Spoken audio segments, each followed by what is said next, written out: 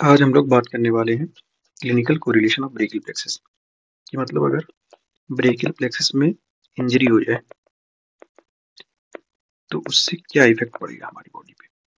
ठीक है, मतलब ब्रेकियल प्लेक्सिस के ट्रंक डिवीजन या कॉर्ड में किसी भी पार्ट में इंजरी हो जाए तो क्या इफेक्ट होगा, यही हम पढ़ने वाले इस वीडियो में। सबसे पहले हम पढ़ने वाले हैं अर्क पाल्सी। अर्क पाल्सी में क्या होता है बेसिकली, अर्क पाल्सी में हमारा अपर ट्रंक डैमेज हो जाता है। अपर ट्रंक डैमेज हो जाता है, यहाँ पे ये रहा हमारा अपर ट्रंक, इस पार्ट में डैमेज हो जाता है। जो C5 और C6 मिलकर एक ट्रंक बनाते हैं उस ट्रंक में डैमेज हो जाता है, यहाँ पे इंजरी हो जाती है बेसिकली। इससे हमारा अर्क पाल्सी होता है। तो अर्क पाल्सी का रूट वैल्यू क्या होगा, C5 C6 के अपर ट्रंक बनती है तो यही इसका रूट वैल्यू हो जाएगा C5 C6। उसके बाद कॉज क्या हो सकता है अर्क पाल्सी का, तो बच्चों में अलग कॉज होता है और एडल्ट में अलग कॉज होता है। तो इन्फेंट में क्या कॉज होता है बेसिकली, इन्फेंट में होता है lateral traction of neck during delivery. मतलब मान लो बच्चा पैदा हो रहा है, उस टाइम अगर नस इसका सर पकड़ के खींच ले ऊपर की तरफ तो यहाँ पे स्ट्रेच आ जाती है। स्ट्रेच आने की वजह से इसका नेक जो है खिंच जाता है ऊपर की तरफ, जिससे अपर टंग डैमेज हो जाती है। ये बेसिकली इन्फेंट में होता है। बड़ों में मतलब एडल्ट में कैसे हो सकता है, एडल्ट में एक्सीडेंट से हो सकता है, बेसिकली मोटरसाइकिल एक्सीडेंट से। अगर मोटरसाइकिल एक्सीडेंट से कोई बंदा गिर रहा है तो उसका हेड और शोल्डर दोनों में स्ट्रेच आ जाता है, उसकी वजह से हमारा अपर टंग डैमेज हो जाता है। इसकी वजह से भी हमारा अपर टंग डैमेज हो जाता है। अब हम लोग देखते हैं बेसिकली कि अपर टंग में कौन कौन सी नर्व इन्वॉल्व होती है। तो अपर टंग में दो नर्व इन्वॉल्व होती है, एक एक्सिलरी नर्व, एक मस्कुलोक्यूटेनियस नर्व। एक्सिलरी नर्व की रूट वैल्यू क्या होती है, C5 C6। मस्कुलोक्यूटेनियस नर्व की रूट वैल्यू क्या होती है, C5 C6 C7। अब मान लो एक्सिलरी नर्व में इंजरी हो जाए, तो एक्सिलरी नर्व में इंजरी होने की वजह से जिस मसल को एक्सिलरी नर्व सप्लाई करेगी वो मसल डैमेज हो जाएगा। तो ये किसको सप्लाई करती है, डेल्टॉइड मसल को सप्लाई करती है। तो ये अपना फंक्शन प्रॉपरली नहीं कर पाएगा। इस तरीके से मस्कुलोक्यूटेनियस नर्व में अगर इंजरी हो गई तो ये सप्लाई करती है बाइसेप्स एंड ब्रेकियस को, तो बाइसेप्स एंड ब्रेकियस अपना काम सही से नहीं कर पाएंगे। यहाँ पे C7 स्पेयर्ड हो जाता है। C7 से अर्क पाल्सी में इन्वॉल्व नहीं होता है क्योंकि ये सप्लाई करता है कोरेकोब्रेकियस को। कोरेकोब्रेकियस का कोई रोल नहीं है अर्क पाल्सी में, तो ये C7 इन्वॉल्व नहीं होता, खाली C5 और C6 इन्वॉल्व होता है यहाँ पे। उसके बाद अगर देखते हैं कि डेल्टॉइड में मान लो डेल्टॉइड मसल हमारी डैमेज हो गई तो वो अपना फंक्शन प्रॉपर्ली नहीं कर पाएगी, तो उसकी वजह से क्या क्या सिम्टम आएंगे। उसकी वजह से बेसिकली हमारे पास आएगा adduction off shoulder, medial rotation of arm.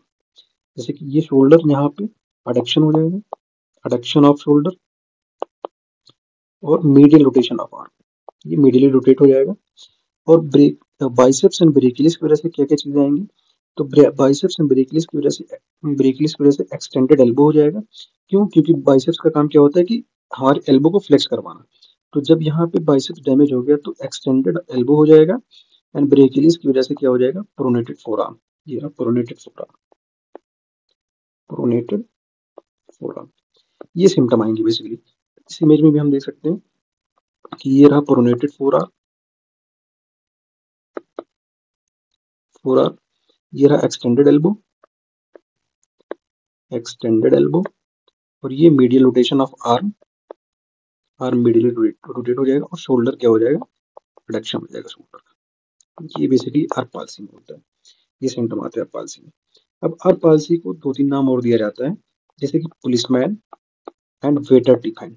क्यों, क्योंकि इस इमेज में आप देखिए जिस हिसाब से इस तरीके इसका फोरआर्म प्रोनेटेड है, ऐसा लग रहा है कि ये टिप ले रहा है, जैसे रिश्वत लेते हैं पुलिस वाले, ऐसे पीछे से हाथ करके वेटर टिप लेता है, इसलिए इसका नाम क्या दिया गया है, पुलिसमैन एंड वेटर टिफाइन। ये बेसिकली हमारा अर्क पाल्सी हो गया पूरा। इंपॉर्टेंट चीज अर्क पाल्सी की पूरी हो गई। दूसरा क्लिनिकल कोरिलेशन देखे जा रहा है ब्रेकियल प्लेक्सिस का, इसका नाम है क्लम्पेक पाल्सी। क्लम्पेक पाल्सी में बेसिकली होता क्या है कि इसमें लोअर टंग डैमेज हो जाता है। अभी हमने अर्क पाल्सी में पढ़ा था कि इसमें अपर टंग डैमेज होता है, लेकिन क्लम्पेक पाल्सी में क्या होता है, लोअर टंग डैमेज हो जाता है। लोअर टंग, ये रहा लोअर टंग, C5 और C8 से जो निकलता है ये लोअर टंग डैमेज होता है यहाँ पे। ये टंग जब यहाँ पे क्लम्पेक पाल्सी हो जाती है इस टंग पे, और यहाँ से अर्क पाल्सी होती है। तो अगर इसकी रूट वैल्यू पूछी जाए लोअर, तो इसकी रूट वैल्यू है C8 और T1। यहाँ देखते हैं अपन लोग, तो रूट वैल्यू क्या इन्वॉल्व होती है क्लम्पेक पाल्सी में, C8 एंड T1 इन्वॉल्व होता है बेसिकली। इसके कॉज क्या होते हैं, इसका कॉज फिर वैसे ही है कि इन्फेंट में अलग होगा, एडल्ट में अलग होगा।